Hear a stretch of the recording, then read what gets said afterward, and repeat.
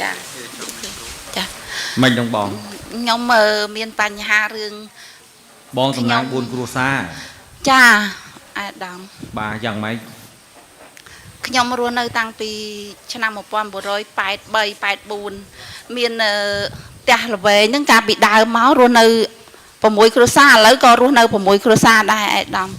ចាហើយកាលហ្នឹងផ្ទះខាងមុខផ្ទះខាងក្រោយគឺអត់មានចាមុខខាងក្រោយមានទេចា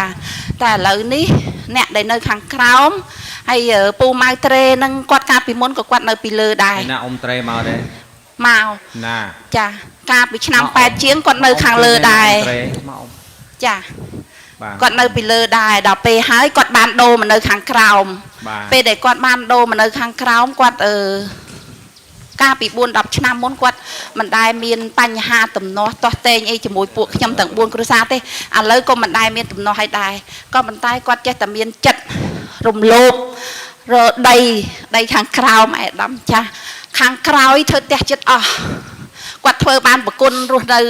មួយហើយផ្ទះបាយមួយហើយខ្ញុំអត់មាននិយាយទេពីព្រោះត្បៀតចូលជាមួយប្រគុណពួកខ្ញុំ3នាក់នៅខាងក្រោយហើយមានផ្លូវមួយដើរពីមុខទៅក្រោយនៅក្រោមចដាលហើយគាត់អាផ្លូវដើរហ្នឹងគាត់ដាក់ពីងទឹកអាពីងប្រេងកោប៉ុណ្នេះធំចាហើយគាត់អង្គុយបោកខោចាបងលើកមុនអ៊ំដូចមានបញ្ហាជាមួយគេដែរដូចជាករណីនឹងដែរមែនទេករណីពីមុខឯថ្ងៃមុននាងលោកជាបាយក្រុងឥឡូវអ៊ំត្រេមករលដល់ក្រោយទៀតឥឡូវរុលមកក្រោយទៀតអ៊ំវាយ៉ាងម៉េចនឹងអ៊ំមើលអ៊ំមានប្រសាសន៍មើលសូមជម្រាបឯកឧត្តមព្រោះថាបញ្ហាខាងក្រោយនេះគេកន្លងមកតែងតែរករឿងអំពីបញ្ហាធ្វើដំណើរដើរចូលក្នុងប្រគល់ខាងក្រោយទៀតតែខ្ញុំសួរអ៊ំសិនសំណៅដើមកាលពី79មកនោះតើយើងធ្វើយ៉ាងម៉េចយើងរក្សាអញ្ចឹងទៅដែលជាថ្ងៃកំណើតទី2របស់យើងមិនសមយើងថ្ងៃកំណើតទី2របស់យើង7មករាបាទហើយចុះអ៊ំមិនក៏មិនរក្សានៅអ្វីដែលជា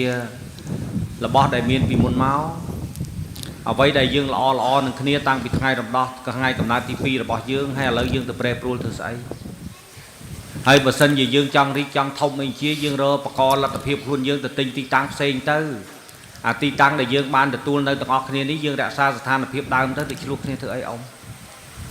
ខ្ញុំឃើញអ៊ំខាងមុខក៏ឆ្លោះឥឡូវអ៊ំចូលមកដល់ខាងក្រោយទៀតសពថ្ងៃជើងសូមជម្រាបឯកឧត្តមផ្លូវធ្វើដំណើរធម្មតាខ្ញុំគ្មានធ្វើអន្តរាគមបិទបាំងអីទេហើយចុះឥឡូវនឹងរឿងអីមើលប្រាប់ខ្ញុំតិចមើលរឿងតែសូមឲ្យខាងសម័យខ្លួនដើមបណ្ដឹងនឹងមានច្បល់ជូនឯកឧត្តមចុះខ្ញុំក៏អត់ដឹងថាតើគេបណ្ដឹងចំណុចអីមើលឥឡូវឯងចង់បានថាអ៊ំត្រេគាត់ខុសនឹងតើគាត់ខុសត្រង់ណាមើលប្រាប់បងមើលចាអាដាមបងដេញខុសច្រើនណាចាកាលពីមុនមកដីវាលធ្លេវរហូតទៅដល់កន្លែងមន្ទីរឃោសនាបោះអំភ័ណ្ឌចាហើយខ្ញុំមានប្លង់ដីខ្ញុំត្រឹមត្រូវគឺមានផ្ទះមានដីមិនមែនមានតែផ្ទះទេឥឡូវបងសួរសិនឥឡូវអ៊ំត្រេគាត់រំលោភទៅលើប្លង់ដីរបស់បងអូនណាចាផិនអូនៅពីក្រោយខ្ញុំម្ចាស់ហើយខាងអ៊ំម៉ៅត្រេបងម៉ៅពូម៉ៅត្រេនេះគាត់នៅពីក្រោយអូនលក្ខសរៀនចាមករកសរៀនមកហើយមួយទៀតផិនសៀនោះគាត់មិនបានរំលោភធ្វើបំពេញទេផ្ទះកដាលគឺថាគាត់រក្សាភាពដើមគាត់អត់មកទេតាមមានតែផិនអូហើយនឹងម៉ៅត្រេទេដែលគាត់លើកផ្ទះពីក្រោយនឹងលើកឡើងខ្ពស់ជាងផ្ទះខ្ញុំទៅទៀតឡើងចិត្តប្អួយអស់ធ្វើប្អួយបើកលែងកើតបើកពីក្រោយលែងកើតហើយនឹងអាដាមប្អួយនៅប្រឡងតែប៉ុណ្នេះយើងធ្វើអីក៏ដោយយើងត្រូវមានការថ្លឹងថ្លែងជាគ្រួសារយើងបើសិនជាគេធ្វើដាក់យើងអញ្ចឹងតើយើងខឹងដែរឬក៏អត់ហើយបើយើងធ្វើដាក់គេយើងអត់បានដឹងថាគេខឹងអានឹងវាអស់ហើយអានឹងបានតែក្តីថាយើងការពិចារណារបស់យើងនៅមានកម្រិតហ្នឹងហើយយ៉ាងម៉េចឯកឧត្តមផ្ទះនេះគឺដីនេះតាំងពីមុននេះខ្ញុំនៅឆ្នាំ80បាទឆ្នាំ80អញ្ចឹងដីខាងក្រោយដីគាត់ក៏នៅលើខ្ញុំនៅក្រោមអ៊ំត្រេនៅលើទេគាត់ខ្ញុំនៅក្រោមខ្ញុំនៅលើពីពូផិនអូនឹងចា3នាក់នៅខាងក្រោមចា3នាក់នៅខាងលើឯកឧត្តមចាហើយខាងលើចុះមកយកខាងក្រោមខាងលើហ្នឹងគាត់ថាខ្ញុំធ្វើផ្ទះខាងក្រោយបាំងផ្ទះគាត់ បាទព្រោះខ្ញុំធ្វើនេះដោយសារថាផ្ទះខ្ញុំវាចិត្តបាក់ហើយពេលភ្លៀងម្ដងគឺរកកន្លែងដេកមិនបានរកបាននេះវាសើមលិចអស់ ឥឡូវបានធ្វើឲ្យនៅ ខ្ញុំធ្វើតាំងពីឆ្នាំ97 ឥឡូវទៅផ្ទះហ្នឹងធ្វើតាំងឆ្នាំ97 បាទ97 ហើយចុះឥឡូវដែលមានបញ្ហាជាមួយគ្នានេះវារឿងថ្មីទៀតឬក៏រឿងចាស់ រឿងហ្នឹងអត់មានរឿងថ្មីតែរឿងចាស់គាត់ថាខ្ញុំធ្វើផ្ទះបាំងផ្ទះ រឿង គាត់ ដដែលទេ បាទប៉ុ ហើយ ន្តែ ចុះតាំងពីឆ្នាំ90ជាងមិនក៏បងឯងមិននិយាយឥឡូវទៅ ចាឯដំបងខ្ញុំនិយាយខ្ញុំមានចាខ្ញុំឡើងដល់ភូមិឃុំកាត់ក្តីឲ្យរើតែគាត់ថារើនៅក្នុងមុខភូមិឃុំដល់ហើយអត់ខ្ញុំឡើងដល់តុលាការទៀត តុលាការ ចាតុលាការក៏សម្រេចឲ្យរើដែរតែដល់ពេលឲ្យផ្ដិតមេដាយអីថារើមកវិញអត់រើអត់ធ្វើទាំងអស់ស្អីក៏អត់ធ្វើដែរ ទេមានពិតប្រកបទេ ជេខ្ញុំអត់មានទៅបានប្តឹងខ្ញុំ ចាខ្ញុំប្តឹង មានបានប្តឹងខ្ញុំ ពុសុក ខាងខ្ញុំ ប្តឹង ចា ណា ពូសុក អត់មានភូមិអត់ដែលបានហៅ ប៉ុន្តែ ហើយ ខ្ញុំសួរសិនឥឡូវខ្ញុំសួរថារឿងដែលបងអូនស្រីខាងនេះនិយាយនេះពាក់ព័ន្ធជាមួយនឹងយន្តការច្បាប់តើយើងមានបានគោរពទាំងអស់គ្នាដែរឬក៏អត់ ឯកឧត្តមសូមជម្រាបប្រសាសន៍គឺ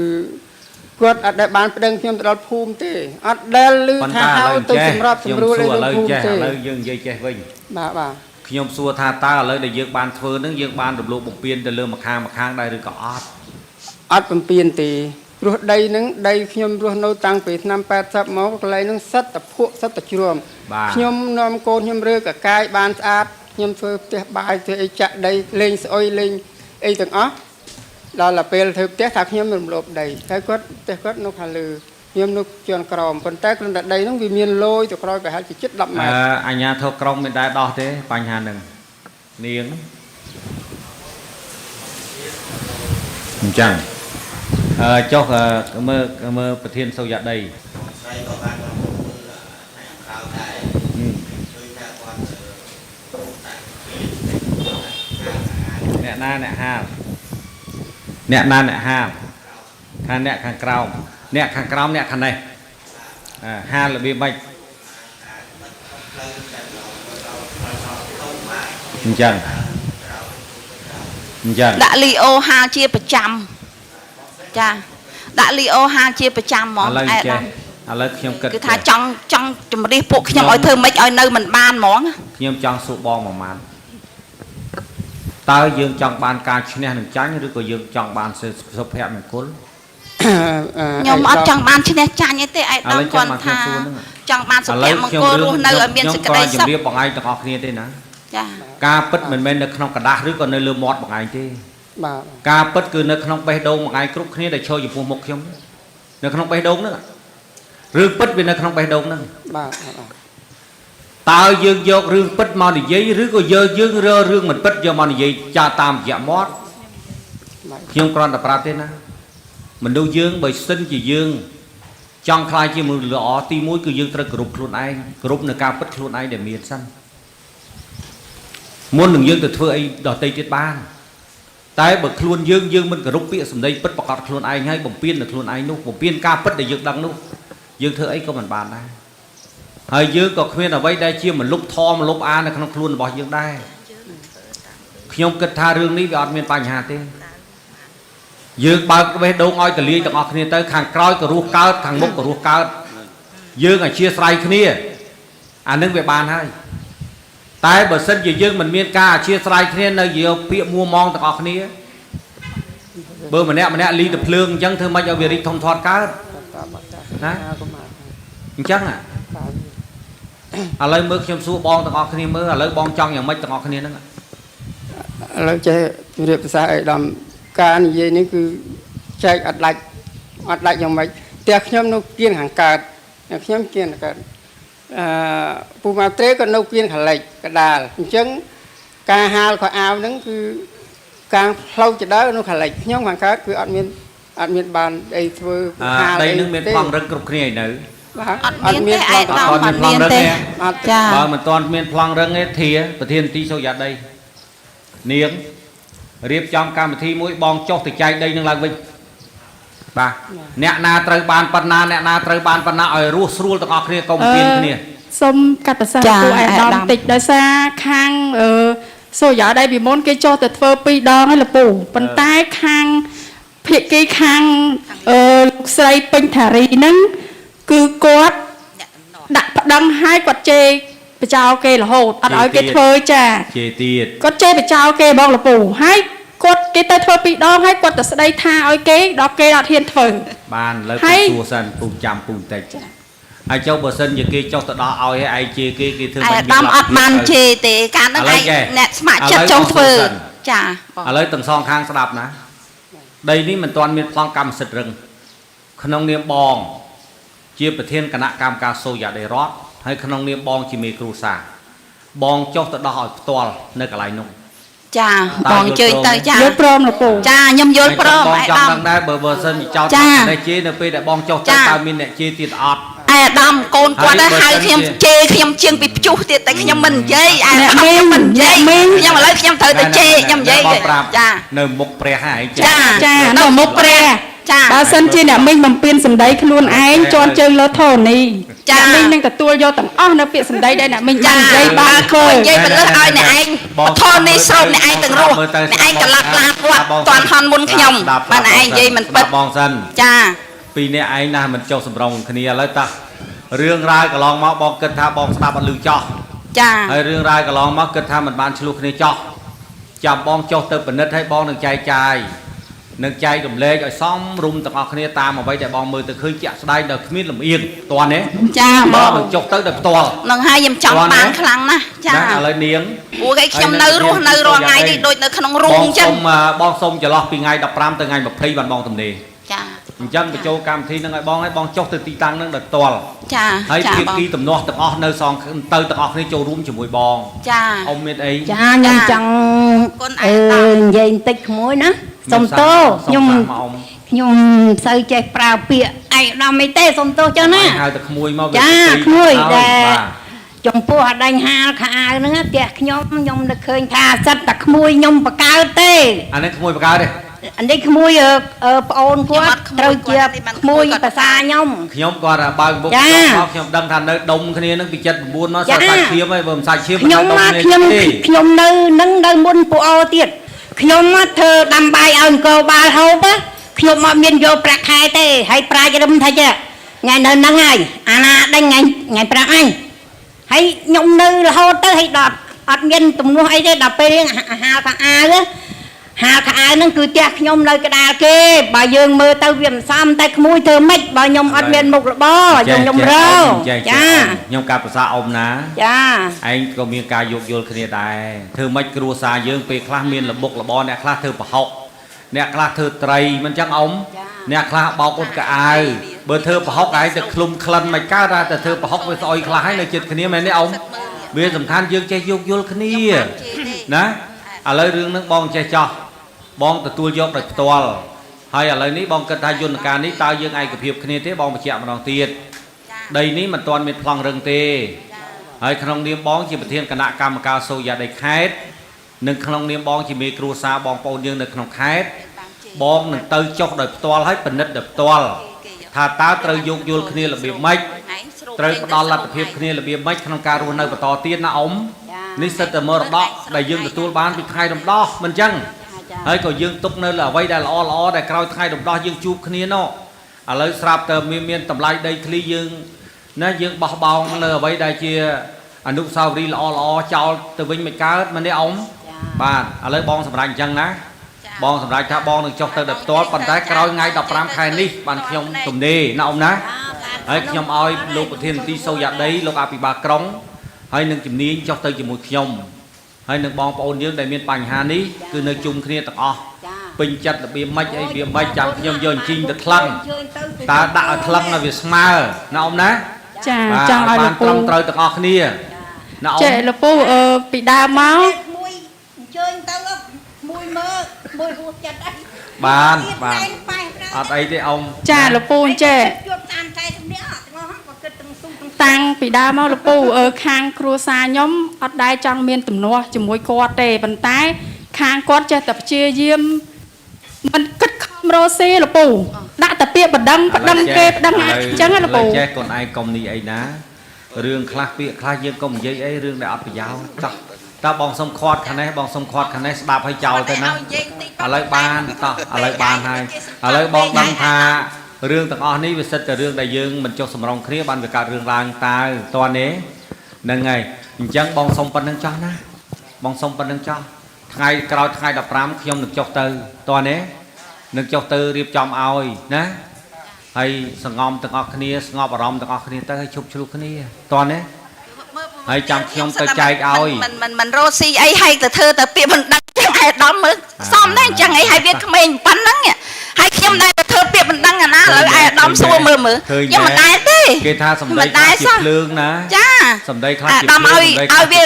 សម្ដីវាគិតផងខ្ញុំចាស់ជាងវាចាហើយវាបានសេចក្តីបានរំលោភធ្វើលើដីហើយផ្ទះធ្វើហើយហេតុអីដែលវាមានពាក្យមិនដឹងចុះបើខ្ញុំចិត្តអស់ហលីងដោយរោងក្តាមហេតុអីមិនខ្ញុំរកកន្លឹះដោះស្រាយឲ្យលោកពូឯងចំខ្ញុំសុំកាត់ប្រសាសន៍បន្តិចគាត់ប្តឹងផ្ទះខ្ញុំថាខ្ញុំធ្វើផ្ទះបានខ្យល់គាត់ប៉ុន្តែគាត់ស្មាតោលោកពូទាំងអស់នៅទីនេះទាំងអស់គឺគាត់បានប្រហូរមកតាមប្រឡោះនឹងឲ្យខ្ញុំហិតរាល់ឆ្នាំលោកពូហើយអញ្ចឹងគាត់ថាខ្ញុំធ្វើផ្ទះបានខ្យល់គាត់ប៉ុន្តែគាត់ជួសមកគាត់គិតពីសុខភាពអ្នកនៅក្នុងនឹងរួមឯលោកពូគាត់ធ្វើអញ្ចឹងសមអត់លោកពូដឹងហើយឥឡូវបានតោះឥឡូវកន្លែងនេះណាយើងកុំទៅប្រកែកចង់ឈ្នះចាញ់អីចាំឥឡូវចាំខ្ញុំទៅដោះឲ្យឥឡូវខ្ញុំយល់ហេតុហើយណាហេតុអីផលនឹងតើណារឿងរ៉ាវទាំងអស់ដោយសារតែមិនមានការចុះសម្រុងគ្នាឬក៏រឿងដោយសារតែដីចង្អៀត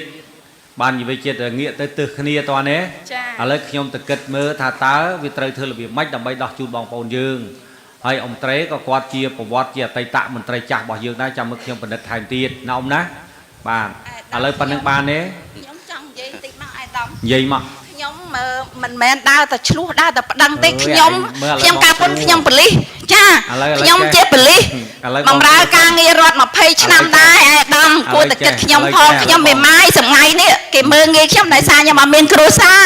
ចាការគ្រួសារខ្ញុំនៅអ្នកអស់ហ្នឹងអត់សូវហ៊ានទេ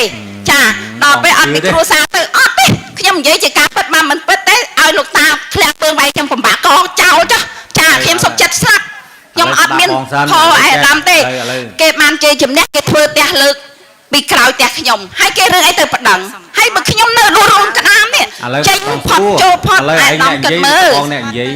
ខ្ញុំអាដាមបើសិនជាឯងមកអ្នកនិយាយបងឲ្យឯងទៅនិយាយសិនហើយចាំបងទៅស្ដាប់តាមក្រោយបើគេចេះនិយាយស្ដាប់រហូតចឹងអាដាម